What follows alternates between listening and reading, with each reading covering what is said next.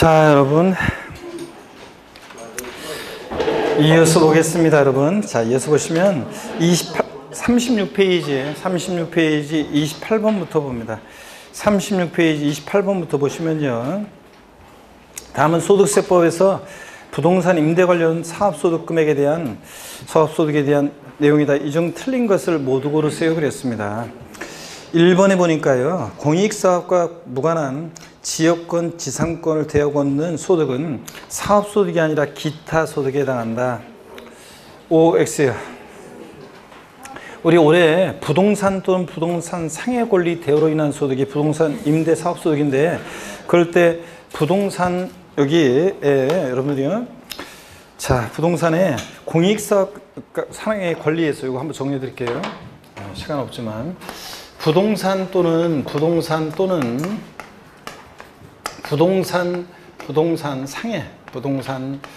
상해 권리, 부동산 상의 권리 대여로 인한 소득 있잖아요. 권리 대여로 인한 소득은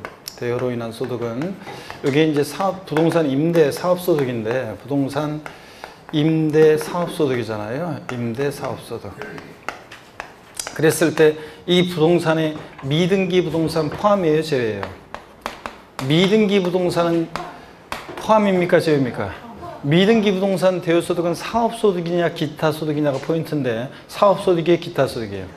사업소득입니다. 포함하고요. 미등기 부동산 포함하고 사업소득이고, 부동산 상해권리 대여로 인한 소득에서 부동산 상해권리에 어떤 게 있냐, 전세권이라든가 전세권 대여소득, 또 부동산 임차권 대여소득, 사업소득입니다. 근데 지상권과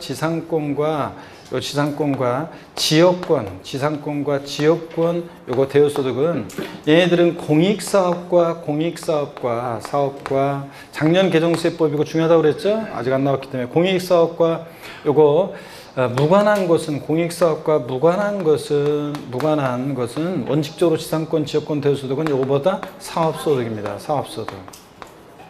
근데 공익사업과 관련한 지상권, 지역권 대여소득은 뭐라고요? 기타소득입니다. 그래서 요거 반드시 확인하셔가지고 지상권, 지역권 대여소득 나오면 공익사업과 무관한 건지 관련한 건지를 꼭 보셔야 됩니다. 공익사업과 관련한 지역권, 지상권 대여소득은 뭐다? 기타소득이라는 거요. 꼭 기억합니다.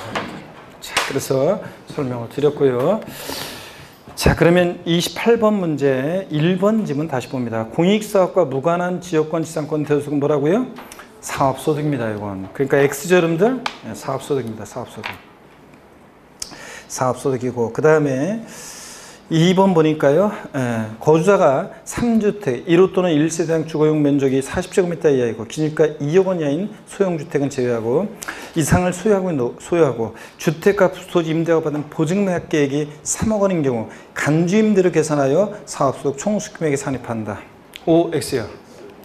네? X입니다. 우리가 임대소득은 월세계약 형태의 임대료 받는, 월임대료 받는 소득세를 전제로 합니다. 근데 예외적으로 이제 보증금, 전세금 나오면 뭐라고요? 전세주택입니다. 전세주택은 예외적인 거예요. 보증금, 전세금 나왔을 때. 그래서 지문에 보증금, 전세금이 들어있으면 전세주택인데, 전세주택은 몇 주택 이상이면서? 3주택 이상이면서. and 보증금 합계액이 3억 원을 초과해야지 딱 3억 원일 때는 간주임대료 총수금액에 산입하지 않습니다, 여러분. 그래서 3억 원을 초과하지 않았기 때문에 딱 3억 원이니까 3억 원을 초과했어야 됩니다.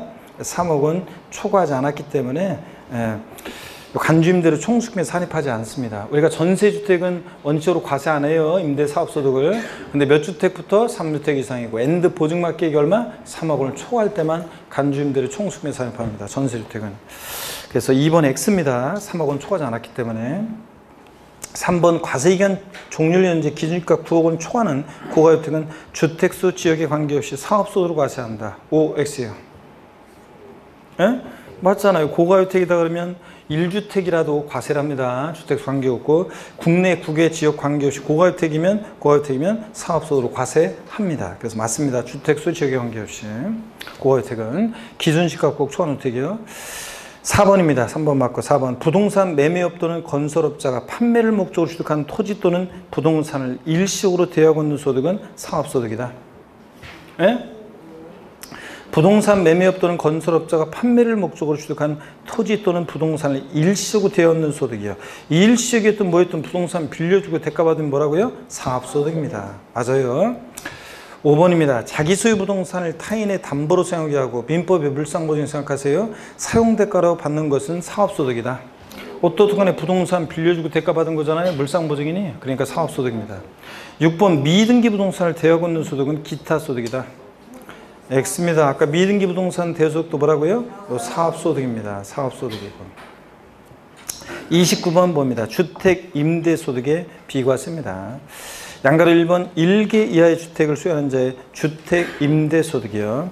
단 고가주택의 임대소득과 9개 소지하는 주택 임대소득은 주택수 관계없이 1주택이라도 어떻게 한다? 과세한다는 거. 원래 1개 소유하는 자의 주택 임대소득 비과세잖아요. 근데 고가주택과 9개 주택은 1주택이라도 과세합니다. 기억번이요. 이때 1개 소유하는 자의 주택 임대소득에서 주택수 계산할 때 주택수 계산에서 다가구주택은 전체를 어떻게 한다? 한 개의 주택으로 봅니다. 국세는 한 개의 주택으로.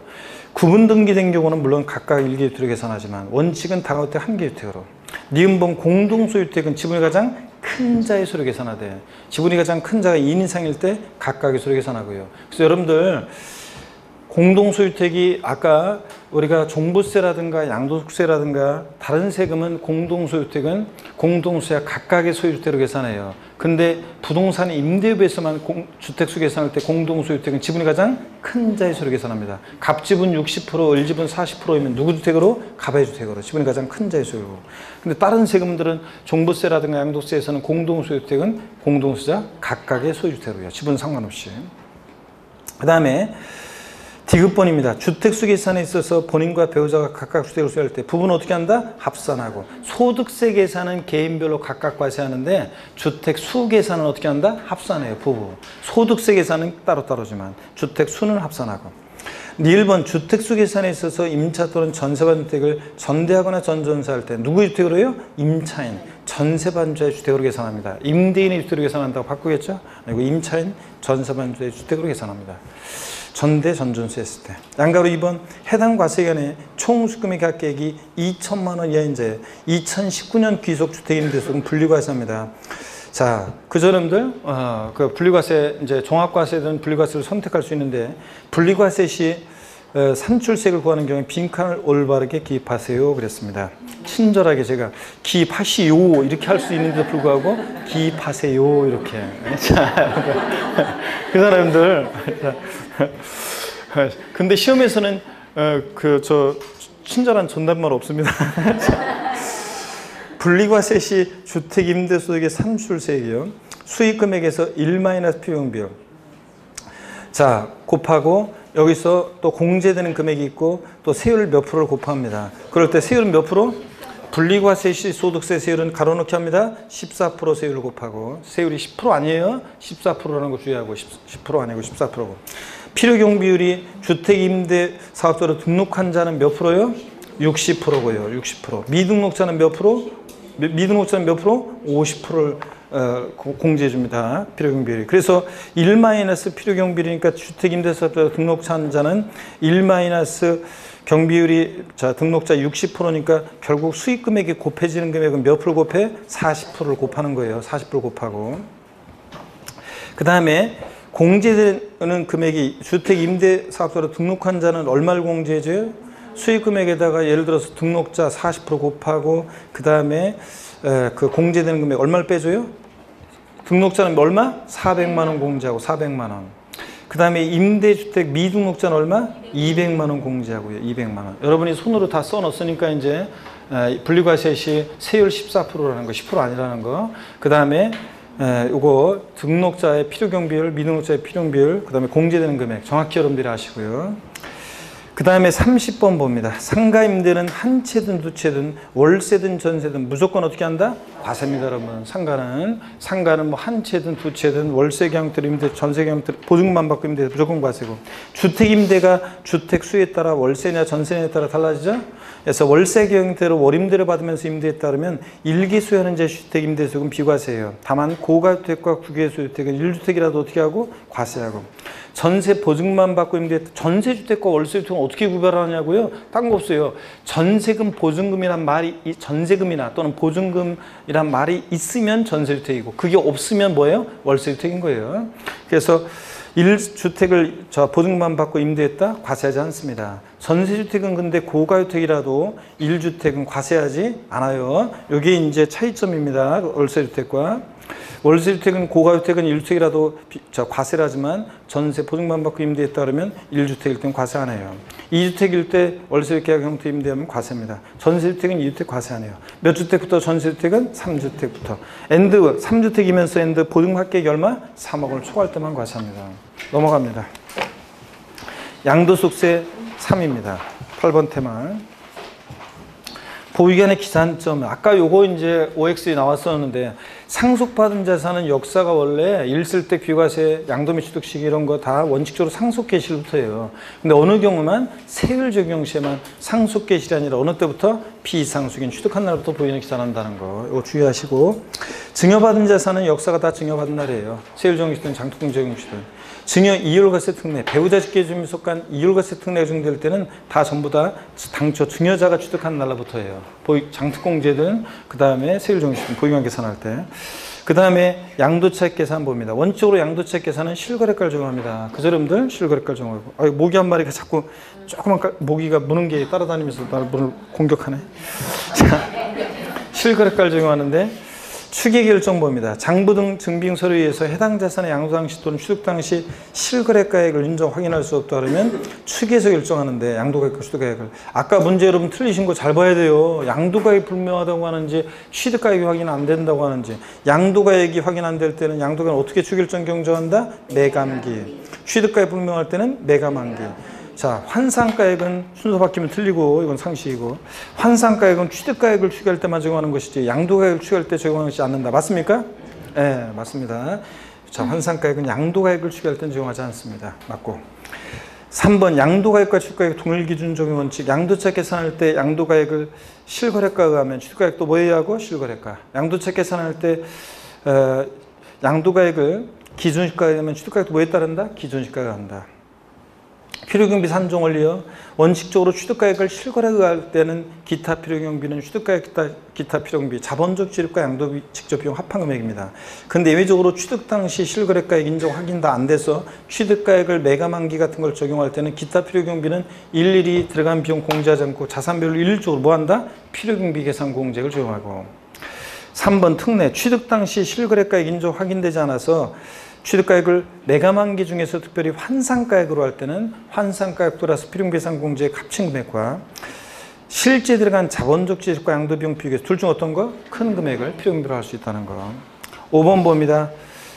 필요경비 계산 공제요. 취득가액을 매감한기 추계해서 정한다. 매매사기나 감정가격이나 환산가격이나 기준가를. 그러면 기타 필요경비는 자본적 지출의 양도비용 기타 필요경비는 필요계산 공제를 적용합니다.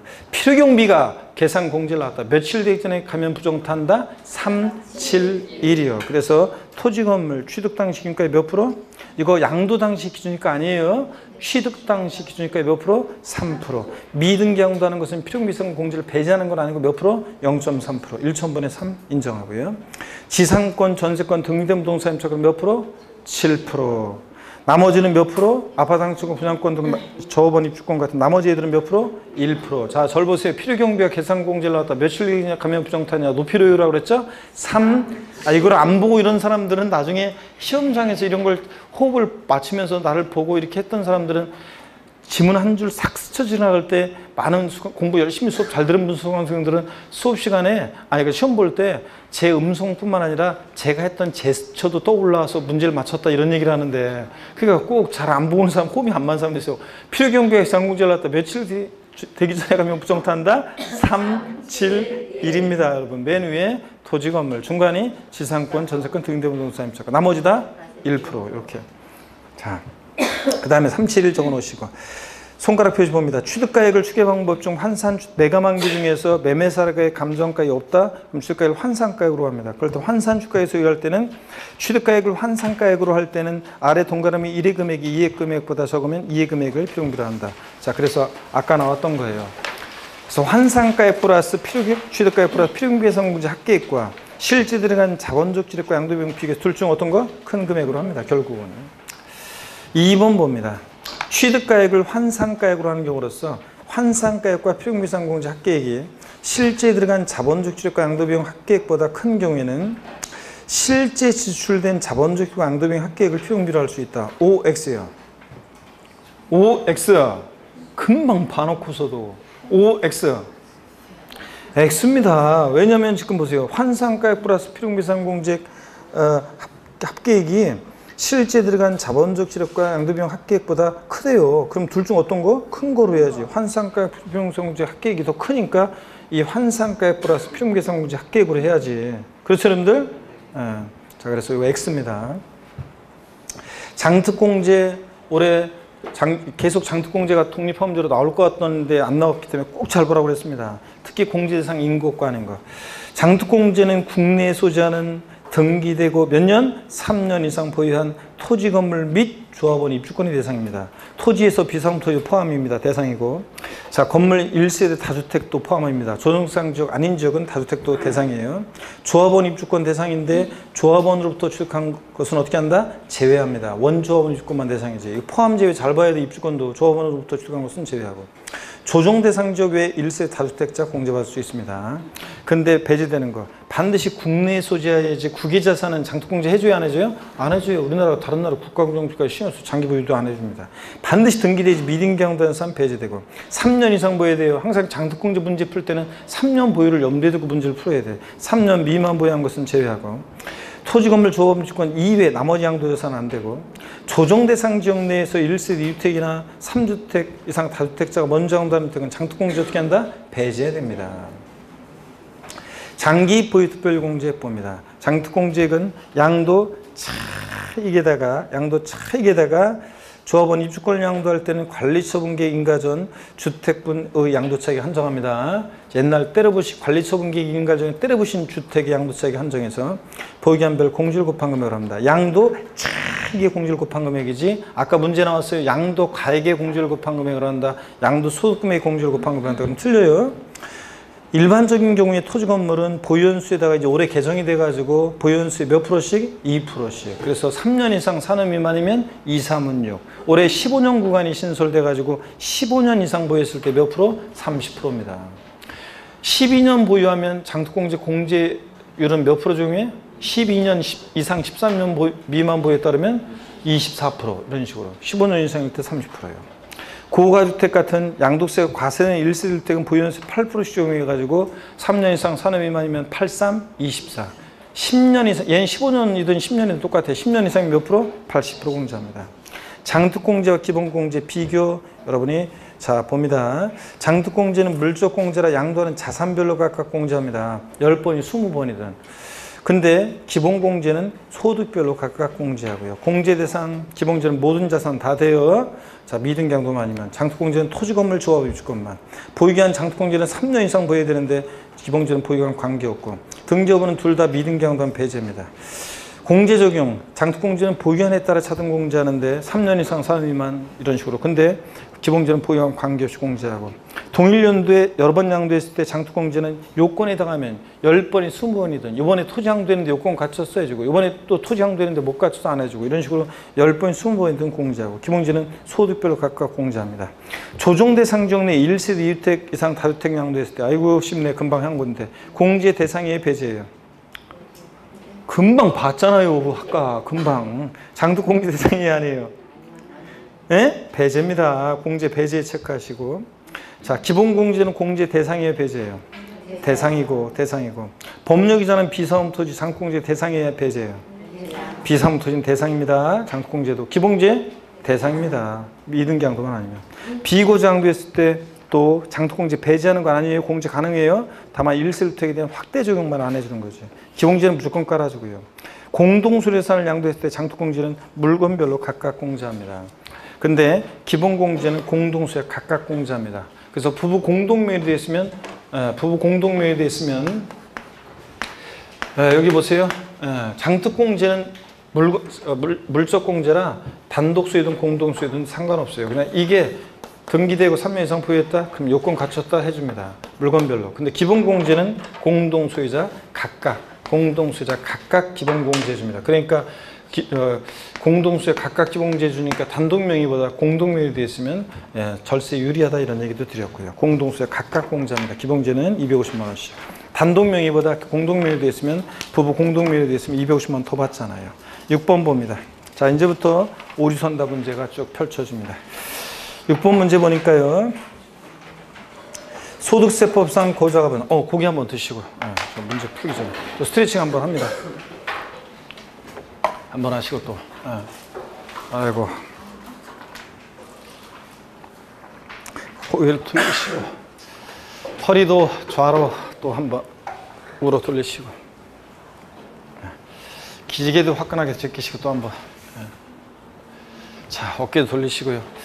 어렸을 때는 추석이나 설날 되고 그러면 설레이고 그랬었는데 이상하게 나이가 먹은 제가 옛날에 어렸을 때 듣기로는 제가 막 진짜 신나 있었는데 저희 부모님이 그랬던 것 같아요. 너도 나이가 먹어봐라. 이거 명절이 되면 그냥 한숨만 늘지 별로 뭐 명절인지 아닌지 무슨 뭐 연말 되고 그러면 막 신나고 그랬는데 저 어렸을 때 근데 연말 되고 그러면 한숨만 늘지 뭐 별로 좋은 게 없다.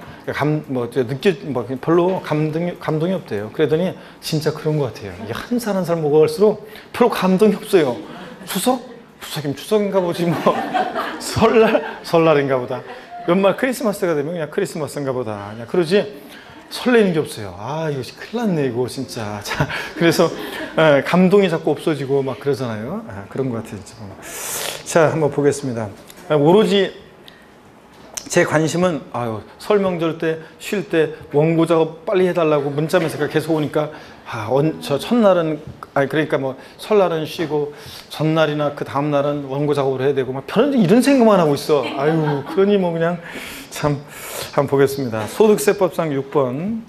여러분들은 놀아도 노는 게 아닐 것이고, 자, 여러분들은 놀아도 노는 게 아닐 것이고, 뭐 그럴 거라고 생각되는데, 제 경험식에 보면은, 아예 그냥 어디 그냥 틀어박히거나 그렇지 않으면은 이게 괜히 이게 쓸데없이 그런 데 공부가 잘 안 되더라고 그래가지고 그렇게 그럴 수 있어요. 그러니까 아예 독하게 마음 먹고 여러분들 공부하는 시간을 확보하시기를 당부드립니다. 공부한다고 마음 먹었으면 공부하는 시간은 아예 그냥 독하게 마음 먹고요 하셔야 되겠습니다. 합격이 그날만 생각하면서. 그래서 내가 오늘 하루를 어영부영 보내면 내가 이제 요 연휴 끝나고 나서 그만큼 내가 더 힘들 거다 이런 생각만 하고 또 낙엽 떨어진 10월 말에 쓸쓸한 거리도 생각해보세요. 정신 바짝 나지. 그러면 지금 한 시간이나 더 해야 되겠다 이런 생각이 들 거예요, 여러분들. 자, 그리고 공부가 안 될 때는 혼자서 이렇게 책을 보려고 했는데 만약에 책이 눈에 안 들어오잖아요. 그럴 때는 그냥 강의를 듣는 것도 괜찮아요. 강의를 좀 빠르게 속도를 너무 느리게 해놓지 말고 좀 빠르게 해놓고 속도를 1.5배속, 2배속 좀 빠르게 해가지고 하면은 그 놓치지 않기 위해서 막 집중하게 되거든. 그러니까 좀 빠른 속도로 해가지고 인강 같은 것을 듣는 것도 괜찮습니다, 여러분들. 강의를 듣는 것도 괜찮습니다. 자기가 특히 부족한 부분 같은 것만 좀 들으시고 이렇게 하면서. 그리고 산보하면서 외우는 거는 산보하면서 뭐 외워보세요. 산책 좋잖아요, 날씨에. 자, 그때 그냥 다른 사람들 뭐 어떻게 하든 동네가 좀 조용할 거 아니에요. 그러니까 그때 동네를 산책하면서 막 외우세요. 외울 거 막 외우면서 상상팔, 무등팔, 유시비시, 원팔, 막 이런 거 하면서 저 양도세 세율은 뭐 하면서 재산세는 토지는 분비는 뭐 하면서 막 외우고 다니세요. 그렇게 하면 됩니다. 6번 보겠습니다. 소득세법상 고자갑은 국내에 소지하는 토지를 배우자인 고자 을에게 증여했고요. 을은 증여받은 토지를 증여받는 날부터 5년 내 특수관계없는 병역에 양도한다 가정할 경우 이에 대한 설명이 옳은 거. 배우자로부터 증여받아서 몇 년 양도해? 5년 내. 그럼 2월과세 특례네요? 그럼 2월과세 특례 문제가 나면 항상 여러분 2월과세 특례 문제 나오면 항상 그 옆에다가 뭐라고 해놓고 하라고 그랬어요? 갑을병 이렇게 내려오는 그림 해놓고 문제 풀라고 했잖아요. 증여자, 수증자, 제3자 이렇게 딱 해놓고 문제 푸세요, 여러분들. 2월과세 특례는 하여튼 요거 수증자가 납세무자인데 취득가격이나 취득시기는 다 누굴 기준으로 판단한다? 증여자. 요 얘기입니다. 그러면 한번 보겠습니다. 단 비선명토지 아니고 등기되어 있고요. 갑의 취득 당시 가격이 얼마예요? 2억. 자, 증여자가 취득한 당시 가격이 2억입니다. 그 다음에 을이 증여받을 당시 가격은 얼마고요? 5억 원이고 그 다음에 얼마에 팔았어요? 7억에 팔았답니다. 7억에 팔았고. 자, 그러면 1번 양도세 납세문자는 갑이다. X입니다. 납세문자는 누구라고요? 수증자입니다. 수증자. 을이고요. 그 다음에 2번 양도차익 계산 시 공제되는 취득가액은 5억이며 양도차익은 2억이다. 자, 양도차익 계산 시 공제되는 취득가액은 어떤 거랍니까? 예? 증여자가 취득한 가격으로 해야지. 얼마야? 2억 원을 취득가격으로 하고 2억 원을 취득가격으로 해야 되고, 그 다음에 양도차익은 그러니까 7억에서 2억 빼니까 얼마? 5억이다. 5억으로 돼 있어야죠. 5억 원이고. 자, 5억 원이고. 자, 그래서 증여자가 취득한 가격을 취득가격으로 해요. 다 취득식이나 취득가격은 다 증여자를 기준으로 판단하잖아요. 2억에서 특례는. 그래서 취득가격 2억이고 양도차익은 5억이고요. 그래서 7억에서 2억 빼니까. 3번 증여 당시 납부한 증여세는 양도차익 계산 시 필요경비에 포함된다. 맞습니다. 원래 증여세는 기납한 증여세는 필요경비에 포함 안 시키는데 양도세 계산 시 이율과세 특례 적용될 때만 기납한 증여세 필요경비에 포함하죠? 맞고. 3번 장기 포입등재액은 토지 양도차익에 을이 토지를 증여받은 날부터 기산한 부기한별 공제를 곱해서 계산한다. 그래요? 아닙니다. 증여받은 날이 아니라 당초 당초 증여자 갑이 취득한 날로부터 양도일까지 들어갑니다. 그래서 항상 취득가격이나 보유는 다 당초 증여자 기준으로 판단합니다. 그래서 증여자 갑이 토지를 취득한 날로부터 기산한 보유한별 공제를 계산하고. 5번 갑과 을은 연대 납세 의무가 있어요, 없어요? 없습니다. 부부는 어차피 배우자 직김속은 어차피 한 몸이니까 한 사람한테 부과하면 결론 똑같잖아요. 그러니까 갑과 을은 연대 납세 의무가 있다, 없다? 없습니다. 6번 증여 이율과세 규정을 적용할 경우에 1세대 1대 비과세 양도에 해당하게 될 때는 이율과세 특례를 적용한다, 안 한다? 안 합니다. 자, 어차피 비과세니까 1세대 1대 비과세권과 준택을 양도할 때 특례 적용 안 해요. 7번도 같이 보세요. 양도수기 비과세 대상에서 제외되는 1세대 1택인 고가주택을 양도할 때도 특례는 적용한다, 안 한다? 안 해요. 고가주택을 양도할 때도 특례 적용 안 해요. 1세대 1택인 고가주택도. 특례를 적용 안 하니까 취득가격은 얼마로 해야 돼요? 5억이 아니라 특례를 적용 안 하니까 특례를 적용하면 증여자를 취득한 가격으로 하는데 특례를 적용 안 하니까 취득가격은 얼마? 5억 원으로 한다. 맞네요, 여러분들? 그래서 7번은 맞습니다. 특례를 적용 안 하니까 증여받은 당시 가격 5억을 취득가격으로 합니다. 특례를 적용하면 증여자가 취득한 가격인데 특례를 적용 안 하니까 증여받은 당시 가격을 취득가격으로 합니다. 아시겠습니까, 여러분? 그래서 요거 옳은 것은 3번하고 6번하고 7번이 옳습니다. 7번 보겠습니다. 배우자 직계전 미속간 증여자산에 대한 이율과세 특례가 적용되지 않는 경우는 그랬습니다. 자, 요거는요, 이율과세 특례 적용하지 않는 경우인데, 요거 다 않는 경우예요. 이건 OX가 아니라 다 특례 적용하지 않는 거예요. 자, 사업인정에서 소급해서 2년 이전에 증여받은 경우 수용된 경우, 내구주로 양도한 거 아니니까 수용되는 경우 특례 적용한다, 안 한다? 안 하고. 님번 양도당 시 혼인관계가 소멸된 경우 특례 적용 안 합니다. 그렇지 않으면 다 양도 시점에 다 가짜로 이혼한다고 그랬잖아요. 그래서 양도당 시 혼인관계가 소멸된 경우, 이혼한 경우 특례 적용 안 해요. 근데 사망으로 혼인관계가 소멸된 경우는 특례 적용하지 않고요. 그 다음에 증여 이율과세 규정을 적용할 때 1실택 비과세 양도할 때 특례 적용 안 하고, 1번 1실택인 고가주택 양도할 때도 특례 적용 안 해요. 특이하게도. 그 다음에 미음번 증여 이율과세 규정을 적용해서 계산한 결정세액이 증여 이율과세 규정을 적용하지 않고 계산한 결정세액보다 적어요. 그럴 때 뭐하러 특례를 적용해요? 특례 적용하지 않습니다. 그래서 이렇게 해서 요거 특례 적용하지 않는 경우들 정리해둡니다. 특례를 적용하지 않으면 어떤 게 의미가 있어요? 특례를 적용하지 않으면 취득가격은 아까 봤다시피 어떤 거를 취득가격으로 해? 증여받은 당시 가격 취득가격으로. 보기한도 증여받은 날부터 양도일까지도 하고 이렇게 하는 거예요. 특례 적용하지 않으면. 특례 적용되면 취득가격이나 취득시기 다 증여자를 기준으로 판단하는 거고, 특례를 적용하지 않으니까 증여받은 당시 가격을 취득가격으로 하고 보기한도 증여받은 날로부터고요. 아시겠습니까, 여러분? 저희가 다 특례 적용하지 않는 거고. 8번 봅니다. 주택을 취득한 갑은 1년 보유한 후에 사망했다. 그 상속인인 자녀가 무주택자가 상속 개시부터 8개월 보유한 후 상속 등기하고 다음 달에 그 주택을 양도했다면 이 경우 소득세법에 의한 양도세의 적용세율은 얼마인가 그랬습니다.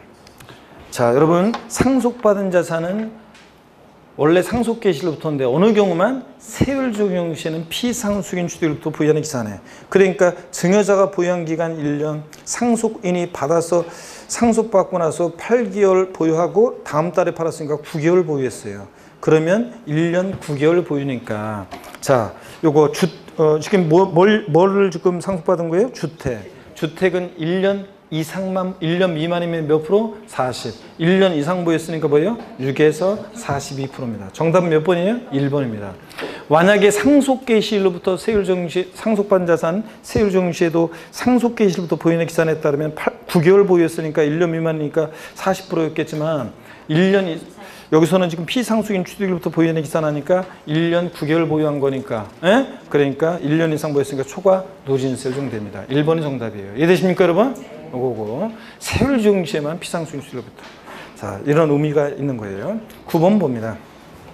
갑은 다음과 같은 아파트를 양도했다. 소득세법에 의한 양도세 양도소 금액은 얼마인가? 취득일이 2013년 9월 1일, 양도일이 2019년 8월 16일. 얼마 보유했어요? 5년 이상 6년 미만 보유한 거네요? 그렇잖아요. 5년 이상 6년 미만 보유한 거지.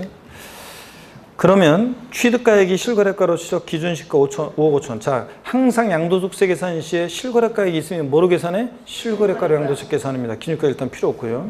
양도가액 실거래가 12억입니다. 기준가 9억인데 실거래가가 있으니까 실거래가액으로. 취득세 기타 소개비 등 기타 필요금비가 1억입니다. 갑은 1세주택이며 비과세권을 모두 충족했습니다. 그러면 여러분 보세요.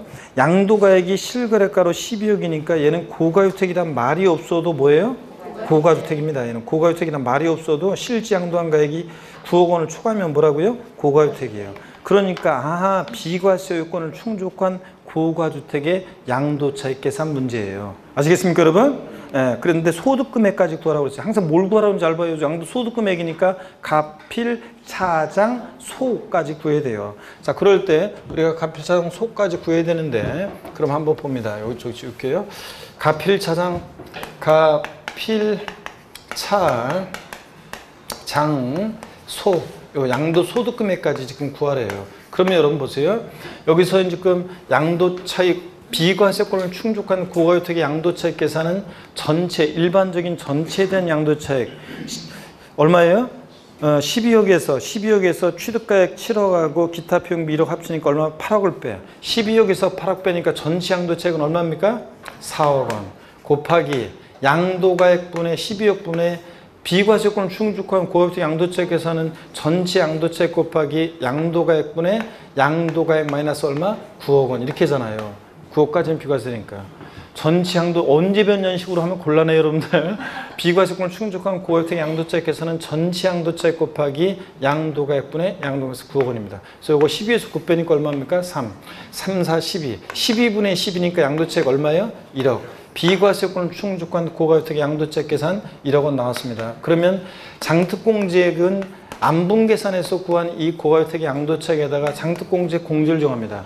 양도세 과세되는 1세대 1주택 고가주택은 장특공제를 왕창해 줍니다. 보유연수입 몇 프로씩? 8%씩이요. 지금 몇 년 보유했어요? 5년 이상 6년 미만이니까 8, 5, 40. 공제율 40%를 정합니다. 5, 8, 40. 그래서 1억에 40%니까 얼마입니까? 4천만 원. 그러니까 자, 양도소득금액을 구하라고 그랬으니까 양도차익 1억에서 장특공제액 4천 빼니까 얼마입니까? 6천만 원. 6천만 원. 그래서 양도소득금액은 6천만 원이 돼야 됩니다. 있습니까 여러분? 네, 있네. 4번이에요. 그래서 4번이 정답이 되겠습니다. 자, 이 문제는 실지 양도한 가액이 실거래가로 12억이니까 고가주택이란 말이 없어도 뭐라고요? 고가주택입니다. 그리고 비과세권을 충족했어요. 그러니까 비과세권을 충족한 고가주택이요. 비과세 배제되고 과세가 되는데 그럴 때 안분계산합니다. 전체 양도차익 곱하기 양도가액분의 양도금에서 9억 원 이렇게 해서 안분해서 구하고 안분해서 구한 양도차익에다가 장특공제율은 보유연수의 8%씩 적용합니다. 양도세 과세는 1세주택은. 일반적인 경우는 보유연수 2%씩이지만 얘는 8%씩. 그래서 5년 이상 6년 미만이니까 8호 40. 1억에 40%니까 장특공제 4천. 차, 장, 소요. 1억에서 4천 빼니까 얼마? 6천만 원입니다. 요 얘기예요. 자, 4번이 정답입니다. 10번 보겠습니다. 작년 2018년도 개정세법 내용이요. 거주자가 건물 신축하고 신축한 건물의 취득일로부터 몇 년 이내 건물 양도할 때 자, 요거요. 5년 이내 해당 건물 양도한 경우로서 환산가액을 취득가액으로 하게 되면 우리가 환산가액으로 매매사례 감정가액이 없어가지고 매각만기 중에서 환산가액으로 양도세 계산하면 일반적으로 취득가격이 높아져가지고 양도세를 줄일 수 있어. 사람들이 일부러 계약서에 있는데도 환산가액으로 한다고 그랬잖아요. 그런 걸 악용하는 걸 막기 위해서 건물 신축하고 나서 5년 이내 해당 건물 양도하는 경우로서 환산가액을 취득가액으로 할 때는 해당 건물 산출세계요, 환산가액이에요. 자, 환산가액에 둘 개 체크입니다. 작년에 산출세로 바꿨는데 아니고 환산가액에 100분의 3에 100분의 5예요. 100분의 5, 5% 해당하는 금액을 양도 결정세에 더합니다. 이 경우 양도세 산출세액이 없을 때는 이 규정을 적용해요, 적용하지 않아요? 왜 자신이 없어요, 여러분들? 산출세액이 없는 경우에는 이 규정을 적용해요, 적용하지 않아요? 네? 적용합니다. 산출세액이 없을 때도 가짜로 이렇게 환산가액으로 해서 양도세액 빵 만들어 놓은 경우를 막기 위해서 산출세액이 없을 때도 이 규정은 적용합니다. 5% 가산세 이거 해당 건물 환산가액의 5%입니다. 산출세가 아니고요. 자, 이렇게 해서 바꿔낼 수 있는 것은 싹 다 이렇게 했습니다. 여러분들 정확히 알아두시고요. 자, 그 다음에 11번입니다. 소득세법 시행령에 정하는 조정대상 지역 내 소지하는 등기된 주택을 고자갑이 2019년 4월 1일 이후에 양도하는 경우에 양도세에 관한 설명으로 틀린 것은 그랬습니다. 주어진 조건만으로 판단합니다. 1번에 2017년 8월 3일 이후에 취득한 주택이라면 향후 양도하는 경우에 1세대 비과세금 받기 위해서는 부연 중에 몇 년 거주? 2년 이상 거주해야 합니다. 조정대상 지역 내 1세대 비과세 맞고요. 2번 1세대가 1주택과 1조업주권을 부여하다가 주택을 양도하는 경우 장특공제 받을 수 없다. 아까 했잖아요. 장특공제 조정대상 지역 내라고 지금 이 문제가 전제잖아요. 조정대상 지역 내에서 1세 1주택 1조업주권에다 주택 양도하면 1세 2주택 양도니까 자 장특공제 받을 수 있다 없다? 없습니다. 없다 맞잖아요. 받을 수 없고. 3번 이의 경우에도 기본공제 적용받을 수 있다. 기본공제는 그냥 싹 다 깔아주죠. 미등기양도만이면. 그 다음에 3번 입주로 선정된 지위 조합원 입주권 제외하고 아파트 분양권을 말합니다. 1년 6개월 보유하고 양도하는 경우에는 100분의 40에서 적용된다. 조정대상 지역 내에서 분양권을 전매하면 무조건 뭐라고요? 50%잖아요. 보유한 관계없이. 자, 원래는 부동산에 관한 권리는 분양권 얘네들 원래는 1년 미만 51년 이상 2년 미만이면 40%지만 조정대상 지역 내 입주로 선정된 지위 조합원 입주권 제외하고 즉 분양권을 양도했을 때 무조건 몇 프로다? 50%입니다. 무조건 50%입니다. 무조건 50%고. 그 다음에 이어서 봅니다. 넘어갑니다. 어이구 마지막 장이네요. 아이고 마지막 장이네 보이네. 5번 보겠습니다. 조정대상 지역 내 1세대 3주택에 해당하는 주택을 1년 미만 보유 양도하는 경우에는 원래 조정대상 지역 내 1세대 3주택은 기본세율에다가 20% 할증한 세율과 세율이 적용되는데 다만 1년 미만 부였을 때 원래 주택은 또 40% 1년 미만 부여하면 그러니까 동일한 대상이 2개 이상의 세율에 해당할 때는 각각 해당되는 세율 중에 산출한 세액 중 어떤 거? 큰 것을 세액으로 하고요. 맞죠 여러분들? 5번은 맞습니다. 자, 그래서 11번은 틀린 것은 4번이 틀렸습니다. 12번 보겠습니다. 다음은 양도세 신고 납부에 관한 설명이다. 자, 옳은 것은 그랬습니다. 1번에 2019년 9월 16일에 상업용 건물 양도한 경우에 2019년 11월 16일까지 양도세 신고 납부해야 한다. 그래요? 일반적으로 부동산 등 양도 주식 빼놓고는 양도를 속하는 달의 말일로부터 몇 개월? 2개월입니다. 그러니까 11월 언제? 30일까지 11월 30일까지 양도세 신고 납부합니다. 2번 납부할세액이 1,400만 원인 경우 납부기한이 지난 날부터 2개월 이내 700만 원을 분할 납부할 수 있다. 그래요 여러분들? 양도소득세 자 얘는 1,000만 원 초과할 때 분할 납부할 수 있으니까 처리 기준은 배예요. 2,000만 원 이하, 2,000만 원 초과 나눠서 우리 지난주에 다 했어요. 세목별 종합해서 2,000만 원 이하일 때는 1,000만 원 초과하는 금액 분할 납부. 원래 납기내 최소 얼마 깔어? 1,000 깔고 나머지 금액. 그러니까 여기서 얼마요? 최대 400만 원을 분할 납부할 수 있습니다. 최대 400만 원을 납부기한 지나서 분할 납부할 수 있다. 2번 틀렸고요. 그 다음에 3번 보니까 토지거래 허가구역, 계약 허가구역 내 토지의 매매에 있어서 2019년 4월 20일 매매대금 청산하고 대금을 청산하고 2019년 5월 4일에 허가받은 경우는 2019년 6월 30일에 예정시효가 납부한다. 그래요? 아닙니다. 허가일이 나중인지 어떤 게 나중인지만 잘 봐야죠. 허가일이 나중이니까 7월 31일이요. 7월 31일까지 예정시효가 납부해야 합니다. 허가일이 속하는 다 말일부터 2개월이니까 허가일 5월 4일 속한 달의 말부터 2개월이니까 7월 31일까지요. 4번입니다. 부담보 증여의 채무에 해당한 부분으로서 양도로 보는 경우에 그 양도일이 2019년 7월 15일이라면 2019년 9월 30일까지만 예정신고 납부할 수 있다. 부담보 증여는 양도일이 속한 달의 말부터 몇 개월? 3개월이니까 8, 9, 10, 10월 31일까지 10월 31일까지 예정신고 납부할 수 있습니다. 10월 31일까지 3개월이니까. 그래서 자 5번 봅니다. 예정신고 기간 내 무신고 과소신고한 후 확정신고 기간까지 신고하거나 또는 수정신고를 했다. 다음 연도에 그러면 해당 이 예정신고에 대한 무신고 과소신고한세 몇 프로? 50% 깎아준다는 것. 2018년 개정세법. 맞죠 여러분들? 그래서 12번은 옳은 것은 5번만 옳고 나머지는 다 틀렸습니다. 09번 테마 마지막 테마입니다. 소득세 총솔 및 국외재산에 대한 양도소득세입니다. 여러분 자 보시니까 먼저요. 소득세법상 국외자산 양도에 관한 설명으로 옳은 거였습니다. 옳으면 O, 틀리면 X입니다. 1번 양도차익 계산 시 필요경비의 외환사는 수령하거나 지출한 날 현재 외국환 거래법에 의한 기준환율 또는 재정환율에 의한다. O, X요. 외화를 원화로 환산할 때 포인트는 수령하거나 지출한 날 현재. 여기가 포인트입니다. 양도일 현재, 등기일 현재 X고 수령하거나 지출한 날 현재. 기준환율 재정환율에 의한다. 맞죠 여러분들? O. 2번 미등기 국외 토지에 대한 양도세 세율은 70%다. 국외재산 양도 시에는 등기와 관련한 거 또 기준시가에 관한 것은 적용이 있다 없다? 없습니다. 미등기 양도하더라도 이런 거 없어요. 70% 이런 거 없어요. 70%, 50%, 40% 이런 거 없어요. 국외에 소지하는 주식 빼놓고는 부동산 양도하면 무조건 뭐다? 6에서 42% 초과손실입니다. 아셨죠 여러분? 무조건 6에서 42%예요. 그래서 2번 틀렸고 3번 양도소 기본공제는 적용되지만 장특공제는 국외산의 보유한이 3년 이상 경우에만 적용된다. 그래요? 아닙니다. 뭐 때문에 틀렸어요? 국외산 양도시에는 기본공제는 깔아줘요. 근데 장특공제는 3년 이상 보유했든 뭐했든 장특공제는 해준다 안 해준다? 안 해줍니다. 3년 이상 보유했어도 안 해줘요. 장특공제는. 기본공제는 돼도 국외산. 다른 나라 국가공제니까 신경 안 쓴다고 그랬잖아요 아까. 4번입니다. 국외산의 양도가액은 실거래가에 있더라도 양도한 시 현황을 반영한 시가에 하는 것이다.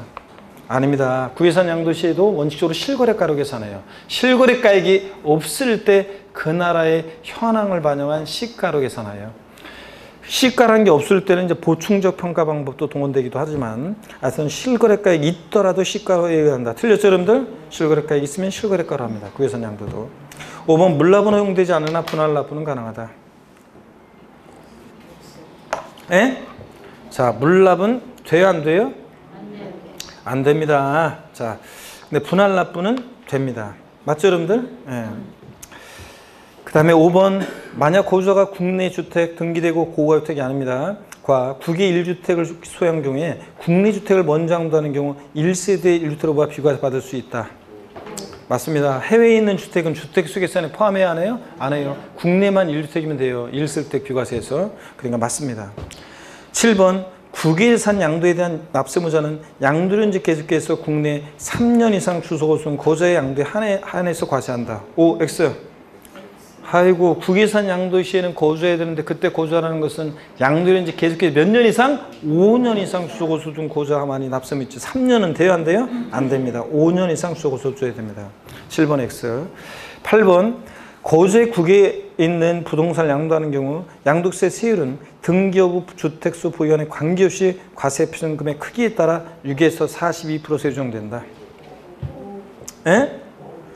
자, 국외산 양도 시에는 제가 그랬잖아요. 등기나 이런 거 관계없죠? 주택수 보유한 관계없습니다. 무조건 국외 주식 빼놓고 부동산, 토지건물, 부동산을 기타를 양도했다. 국외산은 무조건 뭐다? 주식 빼놓고는 6에서 42% 초과손실 적용됩니다. 등기 여부, 주택수, 보유한 관계없습니다. 국외 소지하는 토지건물, 부동산을 기타를 무조건 6에서 42%입니다. 아셨죠? 주식 빼놓고는. 주식은 아예 알 필요도 없어요. 세율은. 그 다음에 9번입니다. 국외산 양도에 대해서 납부할 양도세액은 산출세에서 공제하거나 필요경비에 산입하는 방법 중 선택해서 공제받을 수 있다. 그래요? 그렇습니다. 예전에는 무조건 세액공제 방법만 있었는데 지금은 가필 필요경비에 산입해서 공제하는 방법과 산출세에 세액 공제하는 방법 선택해서 공제받을 수 있습니다. 외국에서 세금 낸 거 빼줘야 되잖아요. 이중과세 피하기 위해서. 맞습니다. 10번이요. 국유재산을 양도하는 경우에 기준시가에 관한 규정도 국유재산 양도에 관한 규정을 준용한다. 예?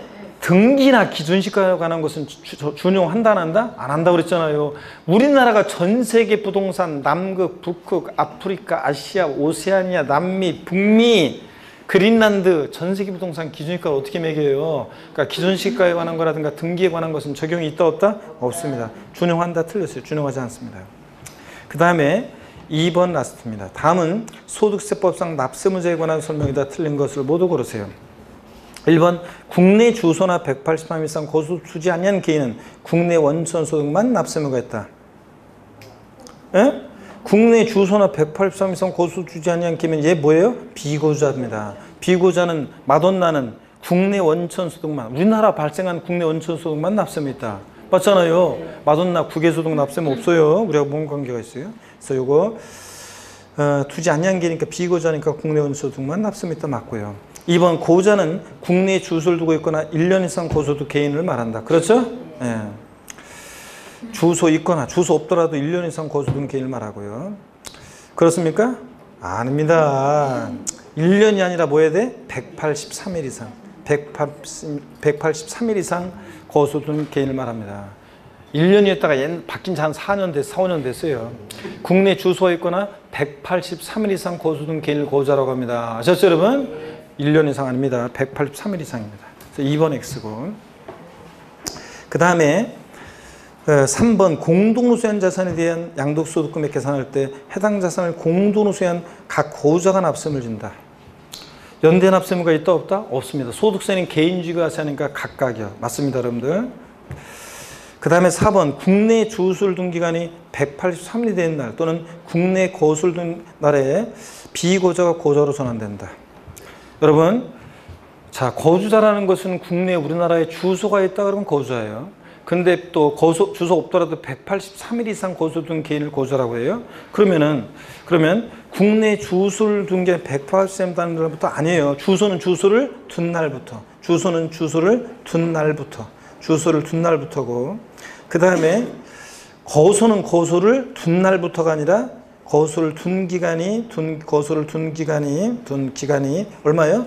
183일 이상. 둔 기간이 183일이 된 날부터 183일이 되는 날부터 비거주자가 거주자로 전환됩니다. 왜냐하면 거주자라는 게 국내 주소가 있으면 거주자고 주소 없더라도 183일 이상 거주 둔 자가 거주자가 되니까 주소는 주소를 둔 날부터 비거주자 거주자가 되고 거소는 국내 거수를 둔 기간이 둔 날부터가 아니라 거수를 둔 기간이 183일이 된 날부터 거소는 비거주자가 거주자로 전환됩니다. 그래서 4번 X입니다. 그 다음에 5번 해당 과세기한 종료일 10년 전부터 국내 도합 5년 이하의 주소 거수를 둔 외국인 거주자 미녀들의 수다에 나왔던 따루, 자밀라, 에바 제가 고등학교 때 펜팔했던 얘기도 해드렸습니다. 그럴 때 자밀라, 우즈베키스탄에 소득이 발생했을 때 우리나라 걔가 우즈베키스탄에서 자밀라가 소득이 걔라고? 죄송합니다. 표현이 고치셨습니다. 자밀라 씨가 우즈베키스탄에 소득이 발생했다? 그러면 원칙 우리하고 뭔 관계가 있어요? 근데 국내에서 우리나라에서 소득이 송금되거나 국내에서 지급되거나 국내로 송금된 이게 국외 발생 소득만 납세무 있다. 그렇죠, 여러분들? 5번 맞습니다. 이렇게 해서 틀린 것은 2번하고 4번이 틀렸습니다. 자, 인사말이 거기 있습니다. 알았어요, 여러분들? 하여튼 앞으로 끝까지 실망하지 말고 이제 통용모의고사 과정이라든가 계속해서 또 요거 이제 대충 이제 이걸 보면은 많은 분들이 그 와서 얘기하기를 이제 감 잡았다 이제 이런 얘기를 하는데 요 계속 틀린 거라든가 또 계속 핵심 요약해 놓은 거 이런 것들을 계속 반복 또 이걸 보셔야죠, 여러분들. 안 본 말씀 강의 이제 보셔야 되고요. 자, 그리고 이제 동영 모의고사를 통해서 또 보충되는 지문, 응용되는 것들 또 이제 보시면 되겠습니다. 그렇죠, 여러분들? 하시면 되고 힘내시고 다음 주에 또 시식한 모습으로 다시 뵙도록 하겠습니다. 고맙습니다. 감사합니다. 수고하셨습니다, 여러분. 네, 수고하셨습니다. 명절 잘